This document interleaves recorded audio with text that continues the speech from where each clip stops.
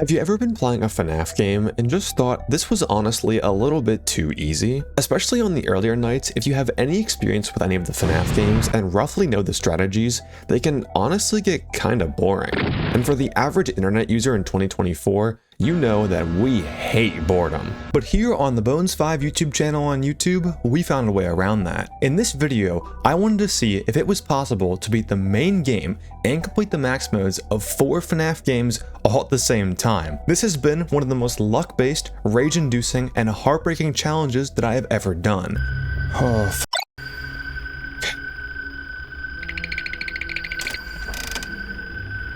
Please. Please.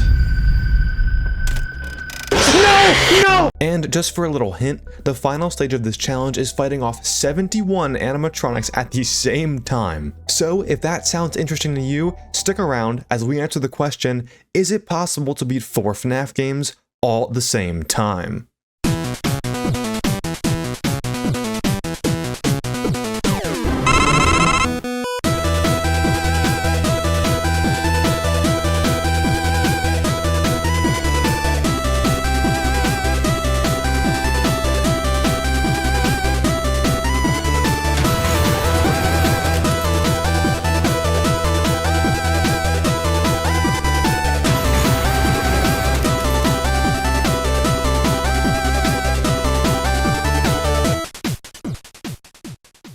The rules for this challenge are simple. We have to pick 4 out of the 7 mainline FNAF games to play all at the same time. Once we've selected our 4 games, whenever we start a night, we have to start that night on all 4 games. If we die in any of the games at any point during the night, we have to automatically restart to the beginning of the night in all 4 games. This holds true even when you've already completed a night in a game that has shorter nights. So, for example, if we're including FNAF 1 and FNAF 3, which have night lengths of 8 minutes and 55 seconds and 6 minutes respectively, and we finish FNAF 3 before FNAF 1, dying on FNAF 1 would still mean resetting all of the games. Glitches are allowed, but only if they are absolutely required to pass the night, and for the majority of this video will be banned. Stalling out full games is also banned. For example, we wouldn't be able to enter a good ending minigame in FNAF 3 in order to not worry about it until we finish the other games.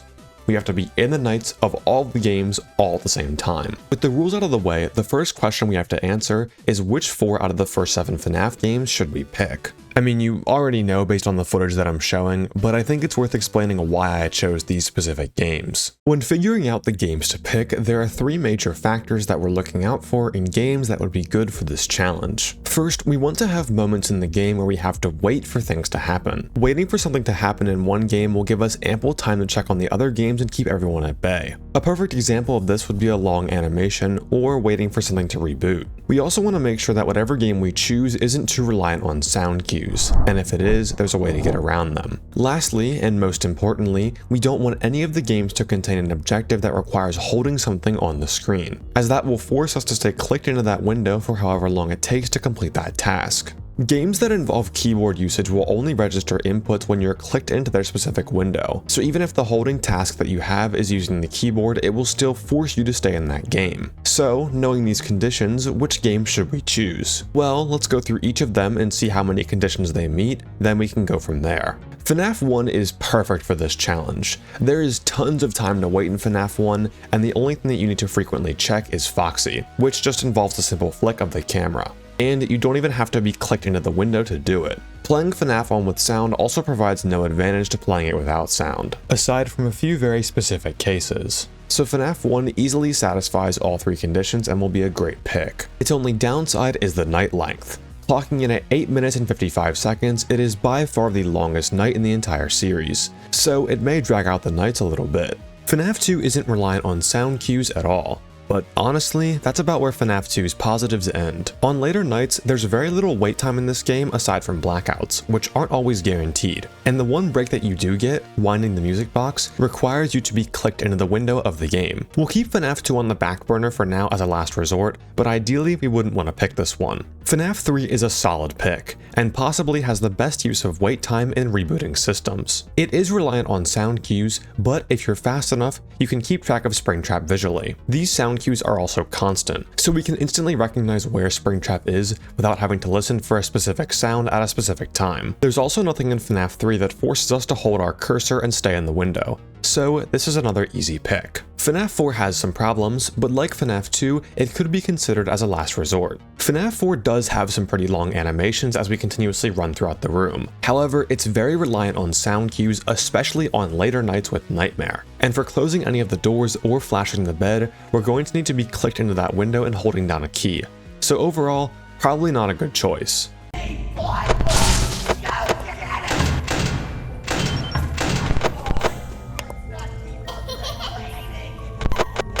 Do I even need to say anything? We are not including sister location. Though FNAF 6 is very reliant on sound cues, it has a lot of perks that we should definitely consider. As far as wait times go, it has the longest wait times of any game in the whole series. While we wait for tasks to complete, we can take care of everything else in all the other games. It also doesn't require any holding animations, so we barely have to spend any time in this game at all. Another huge perk of FNAF 6 specifically is the variable night length. The nights in FNAF 6 end when you finish all of your tasks, which, when the terminal is fully upgraded, only takes around 2 minutes if you're perfectly speedrunning. So if we can play this game fast, we'll be able to put more focus on the other 3 games after we finish the night in FNAF 6. So, with our conditions laid out, which game should we pick? From these 6, the best choices are easily FNAF 1, FNAF 3, and FNAF 6. From here, we have to choose between FNAF 4 and FNAF 2. But honestly, I wasn't really sure between these two. Both of these games require a lot of attention on them, especially in the later nights. And unless I wanted to gamble on getting near perfect RNG on every game, this really wasn't looking like it was going to be doable. FNAF 2 and 4 just take up way too much time. If only there was a secret 4th game that met all of these conditions. That's right, the far and away hardest vanilla FNAF game, Ultimate Custom Night, is perfect for this challenge. Honestly, think about it for a second. Does anything in UCN require you to hold down buttons on the keyboard for an extended period of time? No. Is it reliant on sound cues? Sure, maybe for a few animatronics, but we've already proven that we definitely don't need them. Now, are there any wait times? Definitely. We have to wait around 40 to 50 seconds to office stall between vent resets. And as a 4th perk, UCN nights only last 4 minutes and 30 seconds. And we can pretty much AFK them after the 340 vent reset, which gives us more time to focus on the remaining games. So with that, we have our lineup of FNAF 1, 3, 6, and UCN. Though there is a bit of a problem with this lineup. FNAF 6 doesn't have 7 nights to match 1 and 3, with it only having 6 nights, and UCN doesn't have any main nights at all. So here's how we're going to play this one out. Every night we'll add 5 animatronics to 20 AI in UCN, with night 7 being 50-20.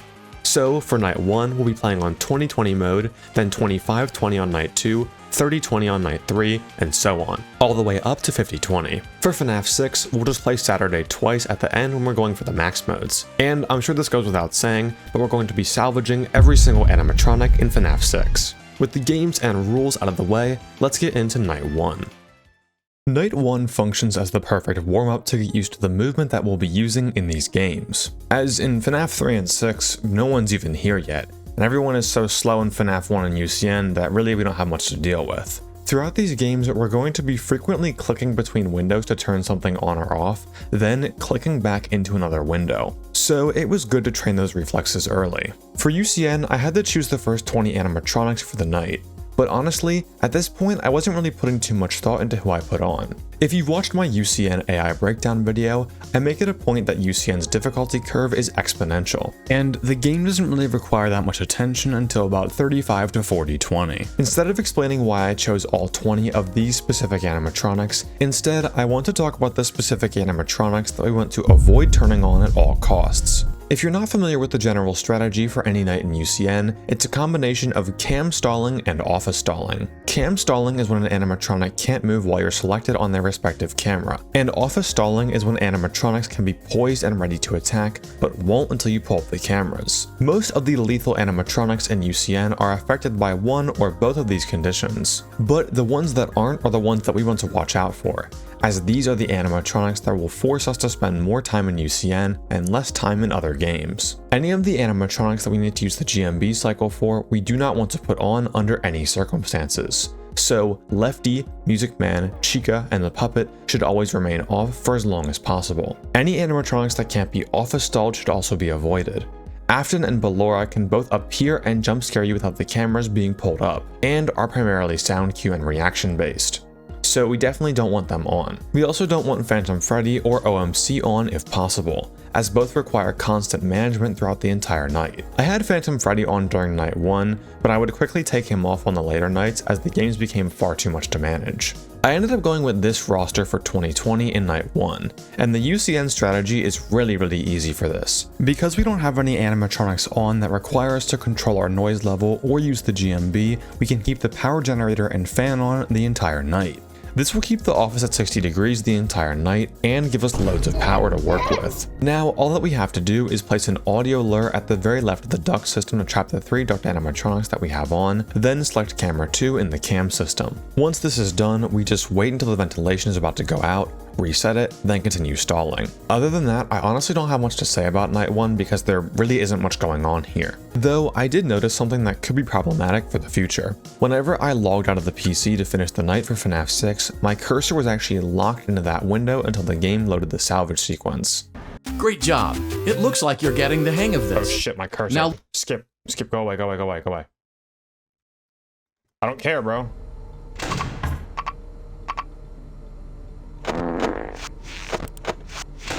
So I couldn't do anything else while it was locked. Thankfully, nothing happened when it was locked, but later on I could definitely see this causing some problems. Now let's move on to night 2.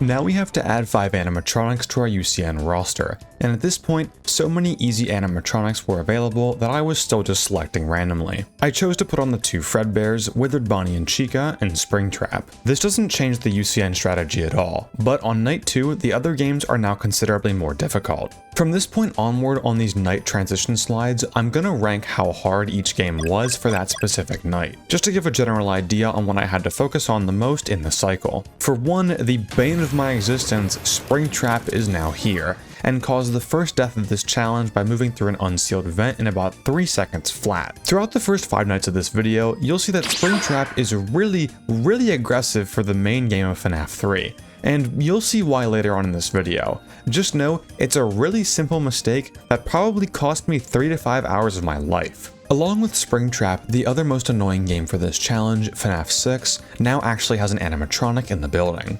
What makes FNAF 6 so annoying for this challenge is that we're entirely forced to rely on RNG in order to have enough time to survive in the other games, since we can't waste time sitting idle in FNAF 6 and listening for audio cues. I didn't really have a strategy for FNAF 6 at this point. I just tried to find wherever Molten Freddy is with the audio lure, then keep him trapped while I spammed tasks. Though that didn't seem to deter him very much, and he managed to kill me in 11.7 seconds flat on night 2. And trust me, FNAF 6 was not going to get much better as the nights went on.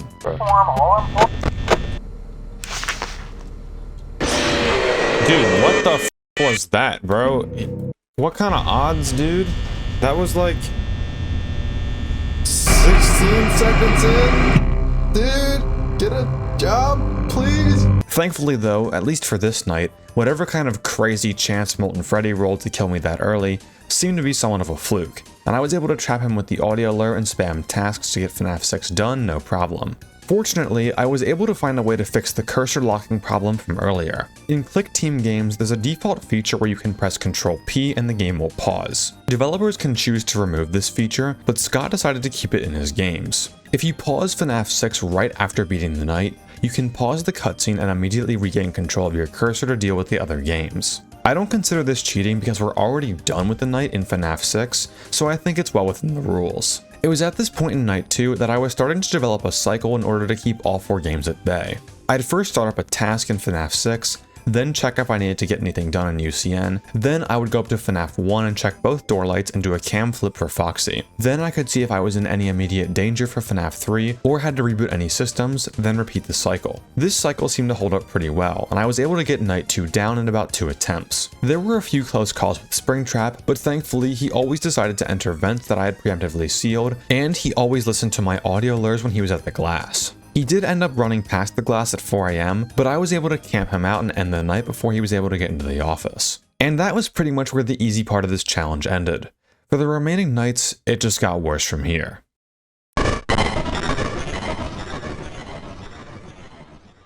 Night 3 started to show how lethal the combination of FNAF 6 and FNAF 3 RNG can be for this challenge, so at this point, I had to change my overall strategy somehow to make these games more consistent. Okay, I need to put so much more priority on... Like, what do I actually have to do in UCN? Let's like really think for a second. Who is on that can actively kill me, right? Because I don't think it's many people. You know what? Eat that.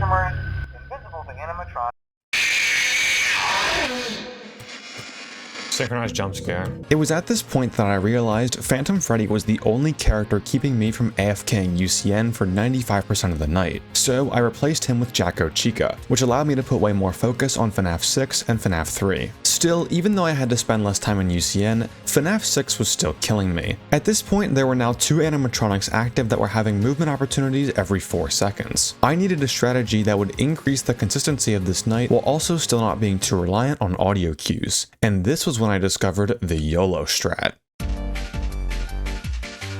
The YOLO strat is a FNAF 6 strategy made by It's Taken, and honestly, it brings a tear to the eye of any FNAF Max Mode nerd. This strategy is like the peak of FNAF engineering next to the Braden FNAF 2 strat. But to understand how this works, we're going to have to briefly explain some FNAF 6 AI. In other FNAF games, difficulty is often scaled through an AI value, with this AI value increasing as the nights go on, and that same AI value determining the chance of an animatronic moving, usually out of 20. However, this AI value never changes the interval of that animatronic. For example, in FNAF 1, Freddy will always have an interval every 3.02 seconds, regardless of his overall AI value. His chance to move on that interval will just be much higher as the AI value increases. But FNAF 6 takes the complete opposite approach in difficulty scaling. Instead of animatronics having a higher chance to move as the nights increase, animatronics always have a flat 1 in 3 chance to move, but their interval will get faster and faster as the nights progress. Now, when an animatronic does succeed on their 1 in 3 chance to move, they have to decide where to move, and this is where this map comes in. Here you can see all the displayed chances for where an animatronic is going to move given their location. For example, if Lefty here is in room 6, he has a 50% chance to move to room 7 and a 25% chance to move to room 1 or 10. Once an animatronic makes their way into these squares here, which are your adjacent vents, they disregard the 1 in 3 chance from earlier and instead have a chance to hear you. Depending on how many different things you have on in the office, animatronics will have a higher or lower chance to hear you. However, even if an animatronic knows you're there and hears you, they won't be able to advance if you have the flashlight shined on them. What's important for this strategy though is what happens when they don't hear you. If an animatronic doesn't hear you and your flashlight is not on them, they're sent back to the middle squares of their respective side, which in this diagram is squares 7 and 8. Now here's where it all comes together. When the night first starts, we're going to slam an audio lure on square 7. If you look back at our map, you'll notice that the left side of the building actually has slightly better odds of an animatronic not reaching your vent, and square 7 is by far the best place for the audio lure. Remember, when an animatronic doesn't hear you, they get sent back to square 7, right in the center of our audio lure. Animatronics have a flat 50% chance to get fooled by the audio lure on every movement, so assuming they get sent back to this square after not hearing you, they'll need to roll 2 successful movements to get out of the audio lure in order to attack you again. This takes care of the left side completely with a little bit of RNG. Now just constantly camp the right vent with your flashlight, preventing any animatronics from that side from ever getting into your office. With this strategy, you have about a 25% chance of winning by just constantly spamming tasks, and can finish the night in around 2 minutes flat. Personally, I found these odds to be more like 1 in 10, but I'm just gonna chalk that up to bad luck. This strategy is insanely useful for this challenge. Not only does it require very little setup and management throughout the night, it also ends the night of FNAF 6 considerably faster, reducing the stress for the rest of UCN 3 and 1. The YOLO strat made night 3 much easier to deal with, and once I had a run past FNAF 6, I was able to take care of UCN and 3 no problem. FNAF 1 still hadn't been much of an issue yet, and at this point in the challenge, I hadn't taken a single death to anyone in that game. And honestly, it makes sense. In the main nights of FNAF 1, the way the AI values work actually works really well for this challenge. For the main nights in FNAF 1, some characters will have their AI value increase as the night goes on, specifically at 2 AM, 3 AM, and 4 AM. But remember, compared to the rest of our games, FNAF 1 is really long, and by the time we reach 2 AM in FNAF 1, FNAF 6 is already done, and we're almost already at our last event reset in UCN. Foxy could still get by sometimes, but you have so much power in the early nights of FNAF 1 that it really doesn't matter all that much. Without too much effort, night 3 went down, but from here on out, it was going to be pretty challenging. The further we go in these nights, the lower the chances of the YOLO strat working. This means that any runs that get past FNAF 6, you need to make count. Night 4 was a massive jump in difficulty compared to nights 1 to 3, and was the first night that I actually began to seriously struggle on. Springtrap was now the main cause of death, just because I wasn't really able to keep track of him very well throughout the night. I should probably mention the rough strategy that I'm using for Springtrap, but honestly, with how little time we get in FNAF 3 per cycle, it doesn't really help too much. Basically, we're going to use the constant danger audio cue to detect where Springtrap is, then seal the vent closest to him. He won't be able to enter any vents until 1 AM, but once he does, we always want to have the closest vent to him sealed, as he can very easily get through vents if we're just sealing based on reaction. Damn it, dude! The danger sound cue sounds like this, and it will play whenever Springtrap is in cams 5 to 3. It then gets louder once Springtrap reaches cam 2. So if I clicked into FNAF 3 and heard this loud danger sound, I knew instantly that Springtrap was in cam 2, and I need to seal the cam 2 vent and prepare to lure him if he gets to the glass. Once Springtrap gets past the glass, you can't lure him back to the main building, so at that point, it was just praying, which oftentimes did not go well. The biggest problem with this strategy though is that it only covers 2 of the vents. The vents connected to cams 7, 9, and 10 don't have any audio cues that I can use to tell if Springtrap is entering any of them, so I would just seal cam 7, select cam 9, and if I saw him in cam 9, seal that vent. Unfortunately, you only get 36 seconds of visibility on the cameras on night 4 until you have to reboot them from the maintenance panel. So a lot of FNAF 3 just came down to luck, which is why it was the highest cause of death for night 4. But I was able to increase the consistency of runs a little bit by adjusting the YOLO strategy in FNAF 6. You see, in FNAF 6 there are 3 different types of tasks that you need to do in order to complete the night. These are the supply tasks, advertising tasks, and maintenance tasks. At this point, I used some of the revenue that I gained from salvaging Scrap Baby, Afton, and Molten Freddy to purchase the 3 upgrades that are offered to you. These increase the speed of each task by 20%, but more importantly, makes 2 of the task types silent. Typically, the general strategy is always to do the advertising tasks first, as they still make noise even when upgraded and are the longest. Then do the maintenance tasks, and then finally do the shortest supply tasks last. And for a normal night where you're just playing FNAF 6, I would agree, since you would always be able to tell exactly when the task ends and when you should start a new one. But because we weren't clicked into FNAF 6 very often, a lot of the time I was just guessing when the current task would be finished so I could start the next one. This led to a lot of situations where a supply task would finish and I'd waste about 5 seconds on a different game and not start the next task immediately. And because the YOLO strat relies on you getting the hell out of the office as fast as possible, it would decrease the overall likelihood of winning. So my new strategy was instead to do the shortest supply tasks first, then do the maintenance and advertising tasks afterwards. For the first minute of the night in FNAF 1, it's pretty unlikely that anyone in that game gets close enough to jump scare you, and Springtrap can't enter vents until 1 AM. So I use this time where I'm basically AFKing 2 of the games to focus on slamming as many tasks as possible in FNAF 6. Then, once I actually had to play FNAF 1 and 3, I'd turn the fan off in FNAF 6 to drastically reduce the odds of anyone behind me hearing me. So even though the temperature in FNAF 6 is something else that we have to watch and can be easily forgotten, I think it's well worth the trouble if it decreases our odds of death by 40%. It's also worth noting that Freddy is now a threat in FNAF 1, so we're going to have to start switching to cam 4B to keep him cam stalled at the right hall corner around 1 to 2 AM. This can be a bit problematic, as now we have to check which stage Foxy is in constantly. I went over how to do this in detail in the FNAF 1 420 for 6 hours video, but in short, the best way to do a Foxy check when Freddy is at the hall corner is to first close the right door, check the left light for Bonnie, then pull up the cams to see what Foxy's progress is at, then finally switch back to cam 4B, check the left light, and open the right door. Doing all of that gives Springtrap ample time to enter our event and instantly rush us, so try to do this as fast as possible.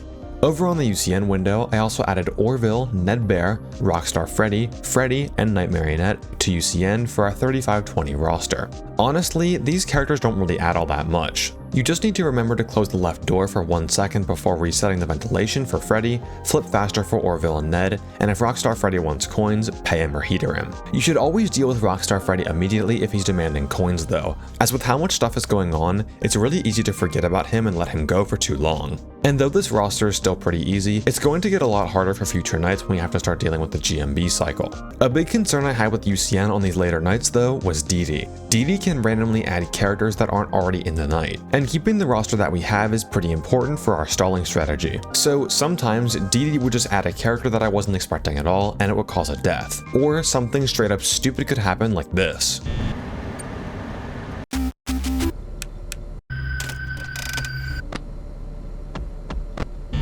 don't think I love this at all. Eventually though, the stars did align and I ended up getting a run past 3, 6, and UCN. My power was a bit rough in FNAF 1 because of neglecting it in the earlier hours, but I have so much experience green running for the other FNAF games that honestly, this wasn't really a problem.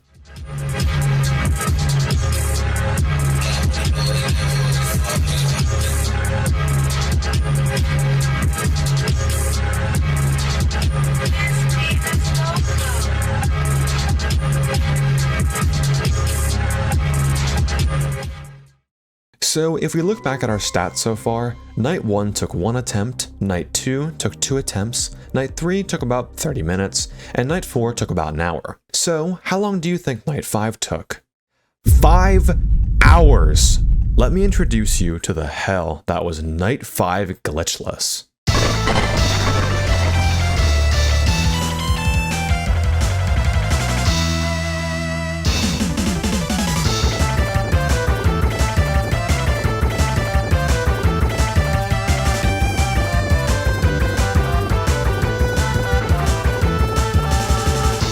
Night 5, oh man, Night 5. I really don't know what they put in this night versus every other night that I've played in this challenge.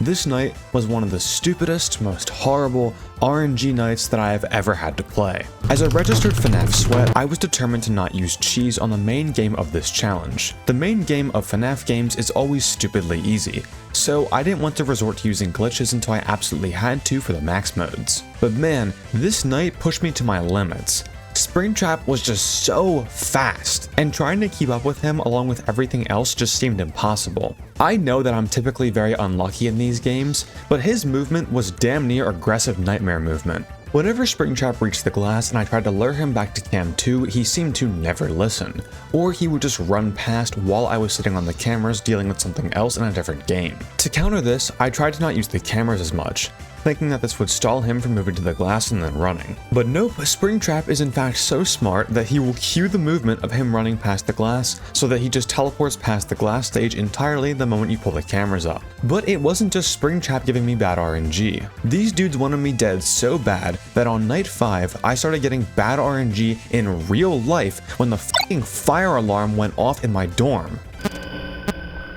Dude, not now. Dude, not now.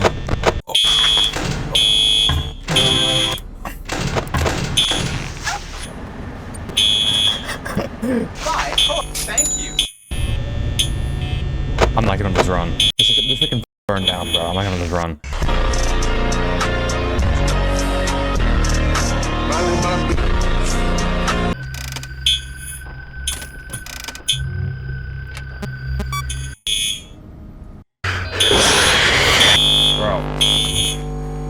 Bro. I should probably leave.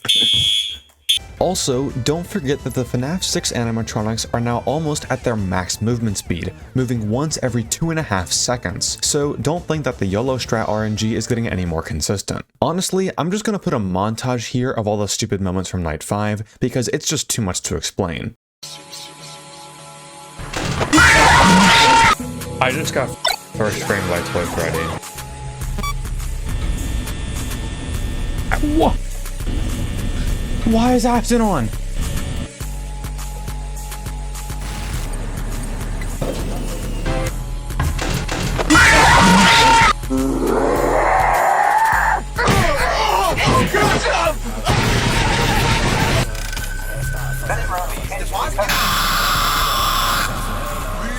Why didn't I just fucking hear him at the start, dude? Working theory is that the robots were never given a proper night mode. What is the fucking change?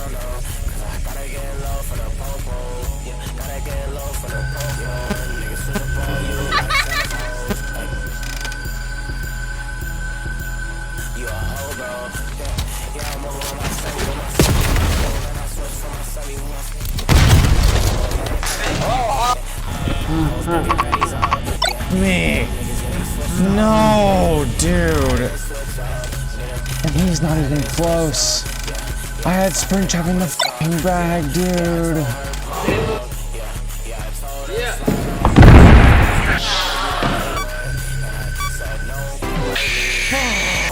Damn it.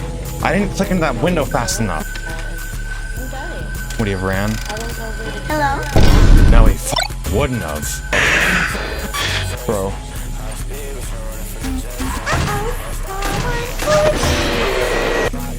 Flush trap, dude? What do you want from me, man?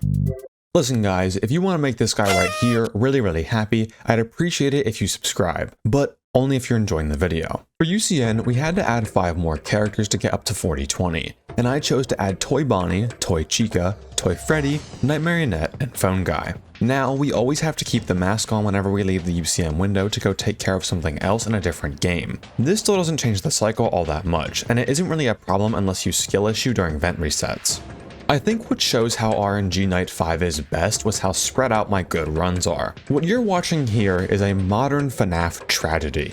This run took me about an hour to get to, and I had amazing Springtrap luck, and enough luck to carry me through FNAF 6. So the FNAF gods came down to smite me with whatever this is.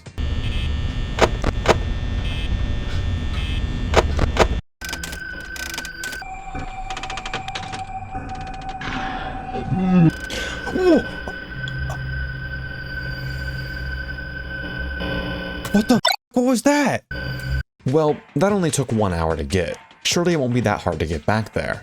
And then I didn't get back there for the next 4 hours. Talking about Night 5 in retrospect as I'm writing this script, it could very well contend with the max modes for the hardest night in this challenge. Since during the max modes, we get to use the FGP glitch and the Foxy glitch to at least mitigate some RNG. But here it just comes down to your straight up multitasking ability. And if you can't move fast enough to deal with lightning speed Springtrap, have perfect vent resets on UCN, deal with everyone from FNAF 1, and get lucky enough with FNAF 6, you're not gonna succeed. At this point, I was really just over it. I think I'd gotten a false sense of security from fan game challenges like the Gauntlet, where skill is everything and there isn't any RNG that will just make you instantly lose. But here it's the complete opposite. Not only do you need to be insanely cracked in how fast you manage everything, but you also have to wait to get good enough RNG to even have a possible run. I mean, the death reel of this night is literally 17 minutes long, and it was making me revert back to my most basic needs. Bro, I need a Makama cosplayer in my DMs right now, bro. Bro, you are the GOAT, bro. Bro, Mark, you are the GOAT, bro. Bro, I'm losing it, dude. Or honestly, just raging out for no particular reason. Yeah. Man, Toy Freddy. He wasn't even in that game, but I hate him, dude. Dude, you know what?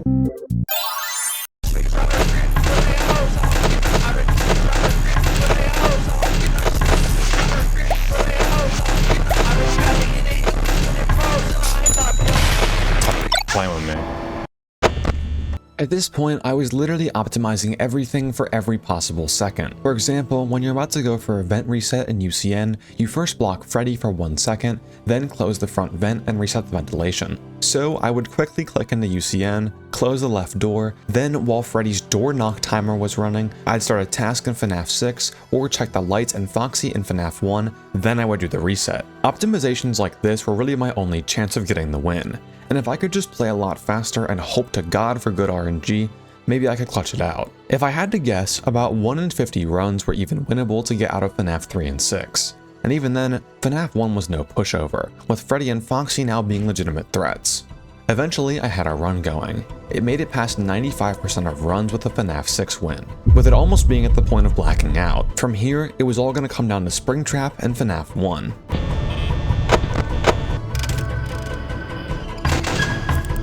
Oh my god. I forgot about UCN, holy shit. After almost failing a reset in UCN, tragedy struck. UCN was over, but UCN still locks your cursor during the high score window. So I had to get my cursor out of the UCN window before Springtrap decided to move out of Cam 2 and into the glass. And at this point, both of my doors were open in FNAF 1 as well. Just this one time, I had to pray that Springtrap, Bonnie, or Chica wouldn't rush me. No! UCN! Get the fuck off! Get the fuck off! Get the fuck off! Get the fuck off! Get the fuck off! Get the fuck off! Get the fuck off! Get the fuck off now! Get off! Get off! Get off! Get off! Get off! Get off! Springtrap teleported, but thank God Phantom Freddy didn't spawn. With this, it's all gonna come down to the natural ventilation reset timer and pure luck. No! Oh, come on.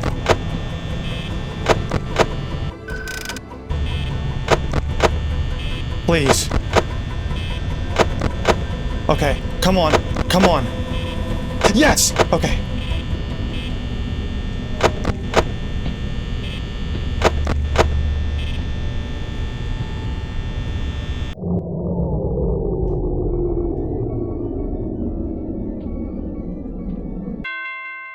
Yes, dude. Oh, that was so garbage.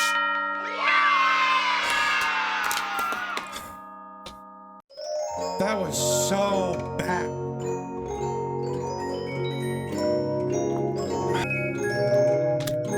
I still need that Makima cosplayer in my DMs though. Now, you're probably wondering, after all this time, why the f was Springtrap so aggressive?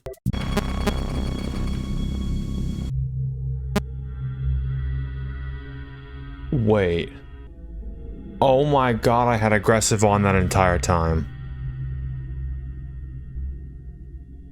That's why he was so f***ing difficult, bro.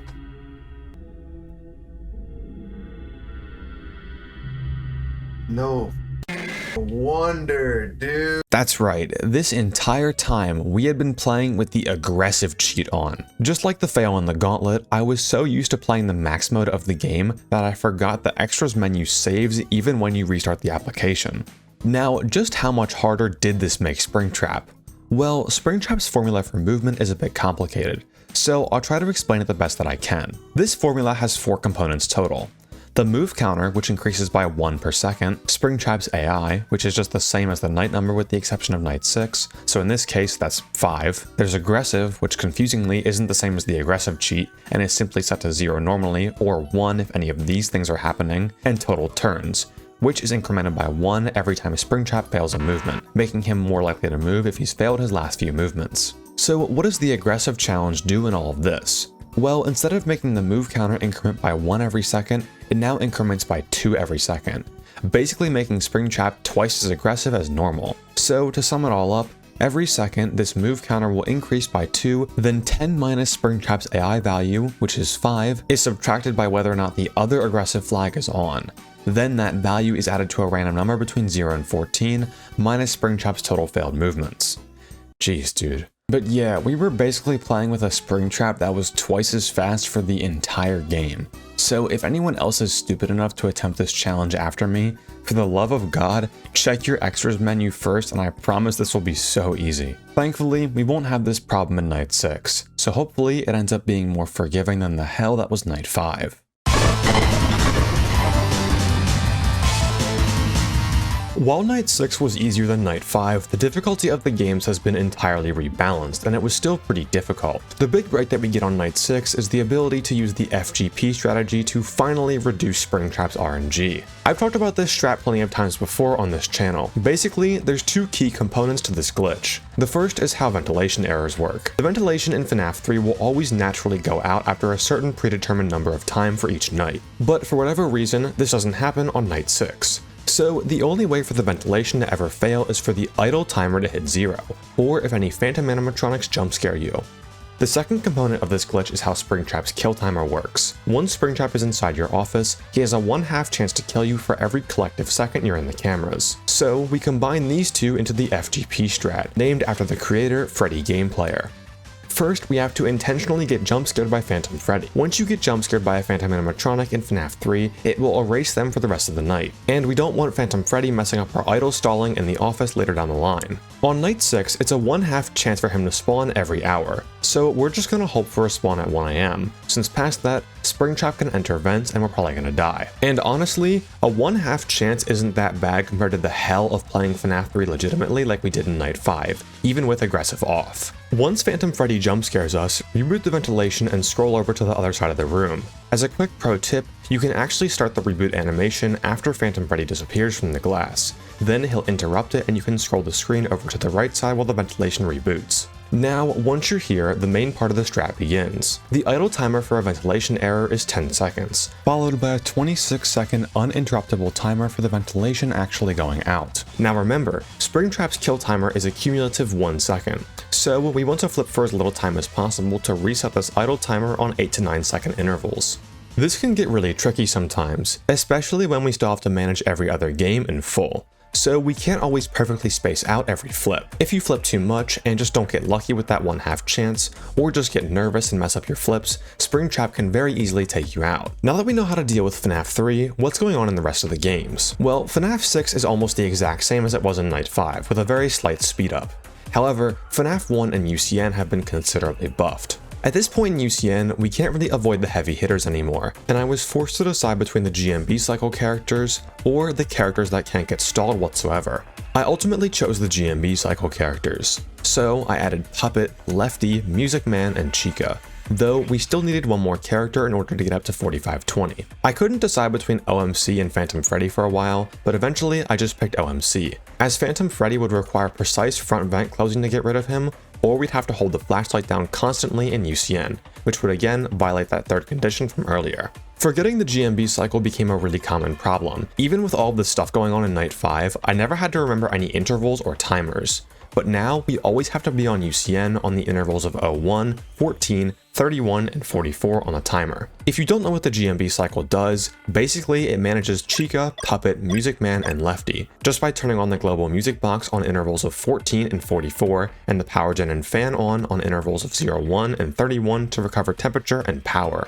I took a few deaths to forgetting the GMB cycle, but honestly, with how much UCN I've played, it wasn't that bad. FNAF 1, on the other hand, was considerably worse. Bonnie and Chica's AI has now gone up to double digits, and it was really common for either of them to lock the door on me because I just couldn't get there fast enough. Almost every chance I had, whether it was waiting for Freddy to bonk in UCN, after a flip for Springtrap in FNAF 3, or finishing a task in FNAF 6, it was essential to always check the lights for FNAF 1. There was a few stupid deaths in Night 6, but it honestly was not that bad compared to the horrors of Night 5. But even with the FGP strategy, we're still going to have to deal with some RNG with Springtrap. Unless you're near frame perfect, usually you're going to have to deal with that 1/2 chance to get more time to FGP Springtrap if he happens to show up in the office. And man, it can really hurt when that happens.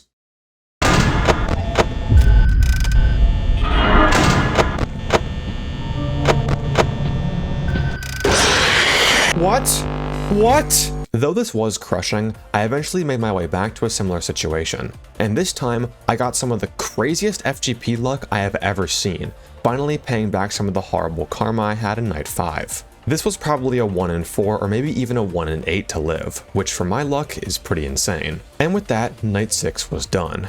Come on, Freddy, you gotta be nice to me here. I probably could have let that go a little bit longer. I think we got it. There's no way. I think we got it. Yeah, he's taking his sweet ass time. God damn, dude.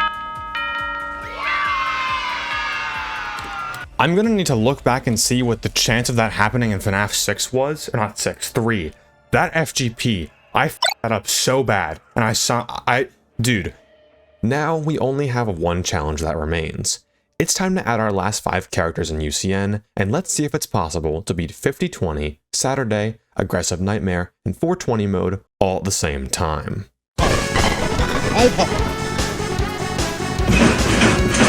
Oh man, where do I even start with this? So, night 5 took me about 5 hours with the accidental aggressive Springtrap, and this took about 6 to 7. Honestly, this was not fun at all. So before we even get to the strategy, we gotta talk about the RNG. To even get a winnable run, we need an 11-second Zor, a 1 AM Phantom Freddy, the FNAF 6 characters to be nice enough to not kill us when we do the YOLO strat, and probably some reasonable Springtrap odds for the FGP. So off the bat, that's a 1 in 32 for how many runs are even gonna be winnable. Then, you have to play perfectly in UCN, hit a precise glitch in FNAF 1, YOLO in FNAF 6 as fast as possible, and not mess up any FGP flips. Because the RNG that we need is so specific, I was able to pretty much script out a route that makes YOLOing as efficient as possible, while also managing FNAF 6 and 3 so long as you get the right RNG. Personally, I didn't even try to fight the RNG in UCN, and I would just reset for an 11-second Zor, as it makes everything else a lot easier to plan around. If you have no idea what I'm talking about, Zor is a version of DD that spawns in 50-20 mode.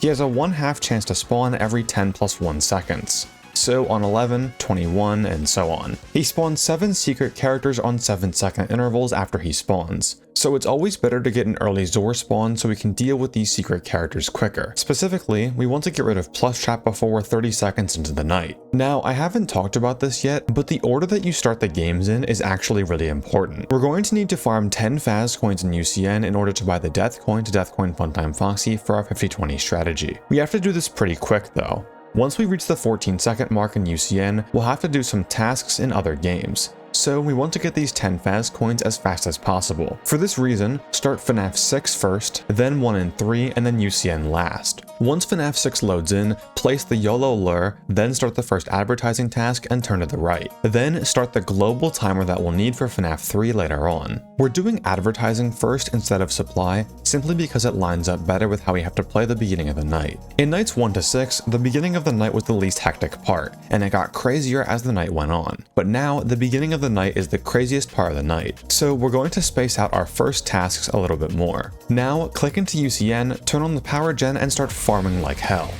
What I'm doing here is what's known as maskless coin farming. Basically, I'm setting up the lure and the ducks, closing off the left vent snare, and selecting Toy Freddy's camera, all while collecting coins from the Balloon Kids and Helpy, who spawn on camera drops. This will be the best way for us to get enough coins before we have to leave the UCN window. Now, once the UCN timer hits 10 seconds, block off Mr. Hugs and Toy Freddy's camera. This will guarantee a risk-free Plus Trap later on. We're doing pretty much all we can to reduce RNG, since we already have 31 out of 32 runs dying just because of pure luck. So if I have to make the run harder to make it more consistent, I will. Make sure to select Cam 7, then get out of the cameras before 13 seconds to avoid Rockstar Bonnie and Withered Bonnie. If Foxy was on the desk at all during the coin farming sequence, it would be a good idea to check on him in Pirate's Cove, as he's another RNG character that we really don't want to have to deal with. Once the UCN timer hits 14 seconds, change over to the GMB, but don't leave quite yet.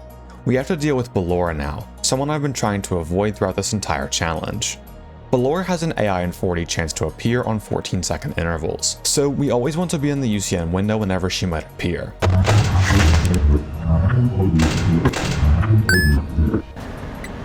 Thankfully, she shares these intervals with Toy Chica, so if we ever see Toy Chica, or the screen begins to start flashing black, we know that Ballora's there and we should close her door. Once you've changed over to the GMB and dealt with Ballora if she spawned, head up to the FNAF 6 window and start the second advertising task. Now head back down into the UCN window. If OMC spawns at 15 seconds, let him lock the cameras. Old Man Consequences has an AI and 30 chance to spawn every 5 seconds after he's been cleared, but he can't spawn while your cameras are currently locked. He'll lock your cameras for 8.33 seconds total, which will line up perfectly with when we have to go back into the cameras to get Plus Trap. Now, go up and start the second advertising task in FNAF 6, then go back down into UCN and wait for the 20-second interval. Phone Guy has an AI and 30 chance to spawn every 20 seconds. And to make the night significantly less complicated, we want to mute his call. So skip L-Chip's ad, mute Phone Guy, and if OMC didn't spawn at the 15-second interval, spam C to get him here at the 20-second interval. Now head up to FNAF 1, where we're going to perform the Sprite Overwrite glitch, which is more commonly known as the Foxy glitch. So what happened here? Well, we basically overwrote Foxy's sprite in the hallway using the door lights. Whenever Foxy runs down the hallway after we look at the West Hall camera and reaches the door, he needs to know what state the door is in so he can perform the proper action. If the door is closed, he's gonna bonk on it. If the door is closing, he's gonna wait until the door is closed and then bonk on it. If the door is open, he's going to enter and jump scare, and if the door is opening, he's going to wait outside until the door is fully open, then jump scare us. This glitch abuses that fourth case, where Foxy is waiting for the door to open and then enters. Basically, if we use the lights while Foxy is waiting outside to enter, his sprite gets overwritten from the game and deleted. Once the game is in this glitch state, you can't even enter the cameras, so even if you wanted to die, you couldn't. I had to use this glitch in my first challenge where I beat 3 FNAF games at the same time, and I had a lot of consistency problems hitting this glitch. But I noticed that this time around, I had a major consistency increase. Honestly, at this point, I could probably even do it without sound. Actually, you know what, let's test that right now. Alright, so here's editing bones. I'm currently editing this video. Let's see if we can do Foxy glitch no sound. TXE. Okay, we will mute the application. Ooh, no timer either. Might be a little tricky then. Let's see. It's probably good now. Bruh. Oh wow, yeah. That is very, very consistent. Hello, Bonnie. And within the game, I never really missed it. The reason for this is probably just me getting better as a player overall since that video, but also knowing exactly when the best time is to hit the lights. Because of the way the door animation works, we always want to open the door as late as possible, and turn the light on right as Foxy's jumpscare animation is about to start. The door opening animation lasts 32 frames total, so the later we open the door, the more of these 32 frames we'll have to hit the light and delete Foxy. It's really important that you can do this glitch as fast as possible though. When you pull up the cameras and make Foxy run down the hallway, Freddy will enter the office. So you'll have to hit the West Hall camera and do the Foxy glitch before Freddy actually has a chance to initiate his jump scare.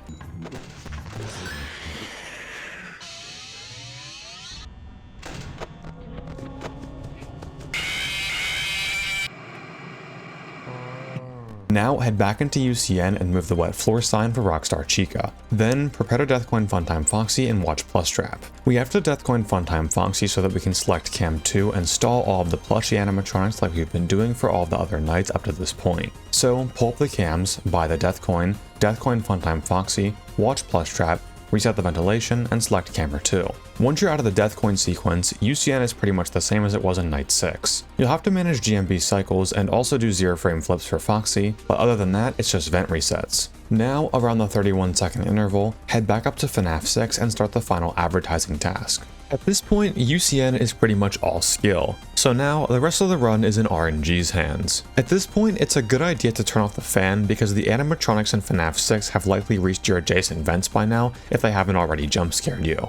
At the 1:05 interval on the UCN timer, Phantom Freddy will jump scare you if he spawned at 1 AM. If you can, start rebooting the ventilation before he jump scares you so you can get the reboot interruption and start FGPing earlier. It's not super common that Springtrap will be ready to kill you at this point, but it definitely happened to me a few times. Once you've reached the other side of the office in FNAF 3, begin flipping as little as possible to catch those 10-second intervals while slamming tasks and maintaining the GMB cycle. Though you should always make sure to stay in the UCN window for audio cues whenever you can. You also want to make sure you're comfortable with 0 frame flips for Foxy in this smaller window. A 0 frame flip in UCN is just pulling the cameras up and down without ever actually entering them. This is done by pressing the S key, then while the cameras are being pulled up, you flick your mouse down on the separate button for the cameras. This doesn't affect any animatronics except for Foxy and Bonnie, who have a 1 in 3 chance to switch on the desk every 2 seconds. You do not want to neglect Foxy. If he gets in his kill stage, he'll have a 1 in 10 chance to kill you every frame you're in the cameras, which is really bad for vent resets. If you get lucky enough to finish out FNAF 6, you just have UCN and FNAF 3 left. But man, in this night, Springtrap has really cemented himself as one of the core villains on this channel. Remember earlier in Night 6 when he gave me like 3/4 of a second in the cameras and somehow didn't kill me? Well, he wanted revenge in this night, because I had 4 total fails trying to FGP Springtrap. These fails really hurt, because remember, it's like a 1 in 32 chance to have a run that even has a possibility of getting here. And then to die to Springtrap so close to the end. But none were as bad as the 24-second fail.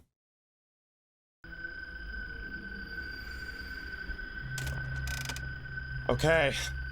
Might be it. Alright. Please, dude. Please, please, please let that be it. Please let that be it, dude.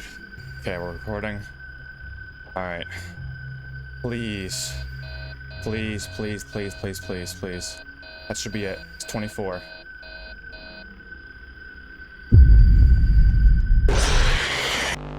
I thought it was 24! What? I thought it was 24! What the f? I thought it was 24! I thought it was 24. I thought it was 24. I thought it was 24. I thought it was 24. Is it? It's like 34 or some shit. That was like 6 off. 30. What the f? So we already know that in order to do the FGP strategy, you want to flip as little as possible, and the later that you get in the night, the more likely you are to die just to burning up that 1 second you have in the cameras. Well, on this run, I was treating every flip like I was frames away from that 1 second barrier, and I stopped flipping entirely at 5 minutes and 24 seconds on my global timer. From the last flip, the ventilation takes 36 seconds to fully go out. But I missed one crucial detail about how FNAF 3 works. In other FNAF games, when you initially load into the night, usually you're met with a black screen and a loading icon. Then you actually spawn into the office. However, in FNAF 3, for whatever reason, that loading icon is present when you're in the office. So the game doesn't actually load in until this timer icon right here disappears. And wouldn't you know it, I started my timer right as I saw the FNAF 3 office appear, not when the loading icon disappeared a few seconds later. And it was that mistake that offset my global timer by 4 seconds and cost me the game. The next time that I got here, I knew I wasn't taking any chances. I had failed on the last flip for Springtrap almost 4 times at this point, but I knew that I was close. And I knew that with enough brute forcing to get through this RNG hell, I could finally beat 50-20, Saturday, Aggressive Nightmare, and 420 all at the same time.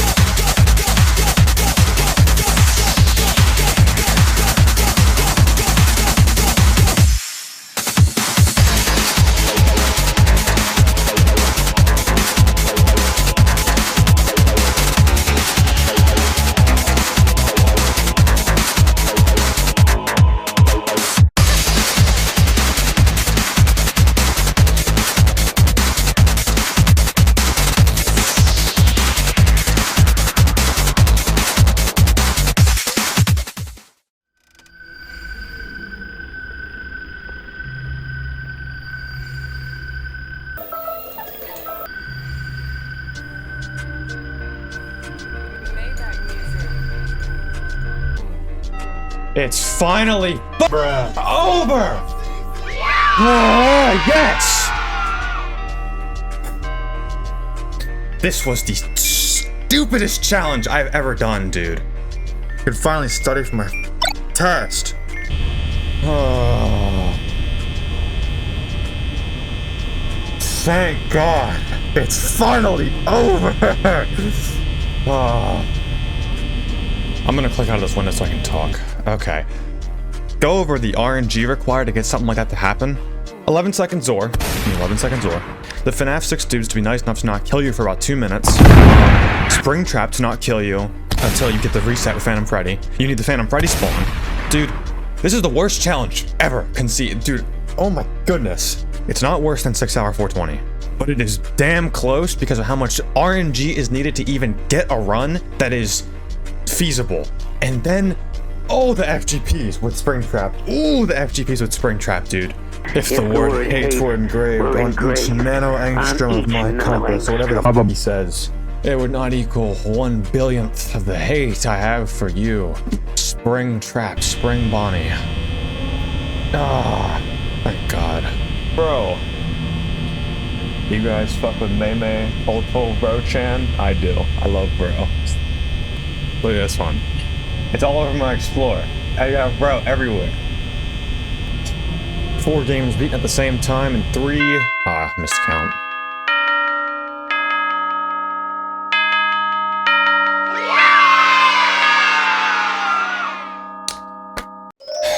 I'm so tired of this shit, dude. Thank God this is over. Before we get into the outro stuff, I just want to say why it's been so long since I've uploaded. I work on videos as much as I can, but unfortunately, college is kicking my ass right now. We're in the dead middle of the semester as I'm recording this, and I have a lot of things to study for. I'm gonna put on screen one of my awesome college assignment experiences.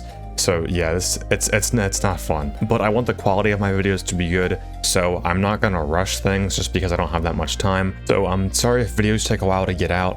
I want them to be good, and I don't want to ruin anything by rushing them. Now, if you're wondering why I didn't do hardest Saturday for the max mode in 6, I could've, but honestly, that would have been more boring than the Saturday route in my opinion. If we were playing hardest Saturday, the best strategy would just be to stall it out with everything off until every other game is done and then play it afterwards. Which, I mean, you could do that, but I think using the YOLO strat and actually beating FNAF 6 while we play the other games is a lot more entertaining. It's also a self-imposed challenge, so it's kind of like saying that the true max mode of FNAF 1 is the true old strat, even though they're both just like 420 mode. You know what I mean. Also, as always, the proof for this video will be on the second channel. I'll upload the whole game and the max mode separately. I also want to give a quick special thanks to Blaze Fang. We had talked about 4 games being possible before, but he was the one who gave me the idea to use 6 and UCN and kind of made this whole video possible. With that said, man, this challenge sucked. I don't know how many hours this took, but if I had to compare it to something recent, it definitely took longer to beat than the Gauntlet. No idea of how much longer, but it was definitely a worse experience. I do want to give a quick update on the future video plan. Originally, I wanted the true Gauntlet to be pretty soon, but in order to do it justice, I've really buffed it to the point where it's probably going to take a lot longer. So I may do a few challenges, FNAF or non-FNAF honestly, in between now and then in order to give myself some time to practice for it, and to really give it the video that I think it deserves. So I hope that's okay with you guys. With that said, thank you all so much for watching this video. Peace.